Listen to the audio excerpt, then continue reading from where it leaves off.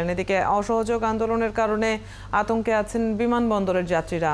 অনেকেই ফ্লাইটের নির্ধারিত দিনের আগেই বিমানবন্দরে হাজির হয়েছেন। শাহজালাল আন্তর্জাতিক বিমানবন্দরে আছেন সহকর্মী ঝুমুর বাড়ি, তার সাথে যুক্ত হচ্ছে এই মুহূর্তে।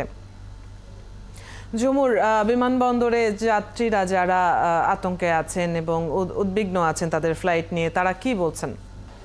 অদিতি, প্রথমে আমি একটু রাস্তার সিচুয়েশনটা বলে নেই, কারণ সকলেই এক ধরনের উদ্বেগের মধ্যে রয়েছেন। আমি যেই এলাকা দিয়ে এসেছি এয়ারপোর্ট পর্যন্ত, অর্থাৎ বনানী হয়ে পুরো রাস্তাটি কিন্তু আমি আসার সময় একেবারেই ফাঁকা পেয়েছি। এবং ঢাকা এয়ারপোর্টের চিত্রটা যদি আপনাকে বলি, এখানে মানুষের সংখ্যা বেশ কম, একেবারেই হাতে গোনা। অন্য সময় আমরা যেটি দেখি যে একজন আত্মীয়র সাথে যাত্রীর সাথে 4-5 জন করে এসে থাকেন, এখানে কিন্তু কম সংখ্যক মানুষকে আমরা দেখতে পাচ্ছি।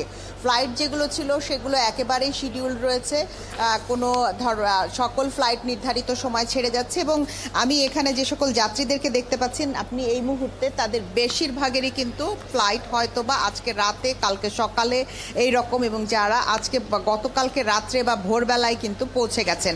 অর্থাৎ তাদের মধ্যে এক ধরনের ধারণা রয়েছে, একটা আতঙ্ক রয়েছে যে কোনো সময় রাস্তাঘাট বন্ধ হয়ে যেতে পারে এবং তাদের আসতে তারা নাও পারে সেই কারণে। এবং যেহেতু সাধারণ যানবাহন চলাচল করছে না, সেই কারণে তারা অনেক অতিরিক্ত ভাড়া দিয়ে হয়তো গাড়ি রিজার্ভ করে, অথবা কেউ সিএনজি, লেগুনা এভাবেও এখানে এসেছেন। আমি একজনের সাথে কথা বলবো। ভাই, আপনি কোত্থেকে এসছেন?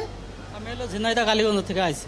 কিভাবে আসছেন? আমি আইছি 2 দিন আগে এসে এক জায়গায় ছিলাম, থাকার পরে সেখান থেকে আমার যেখানে 100 টাকা ভাড়া, সেখানে আমার ট্যাক্সিতে আসতে আছে 1000 টাকা ভাড়া দিয়ে ভোরবেলা। আমার হলো রাত 4 তারিখে রাত 2:35 ফ্লাইট।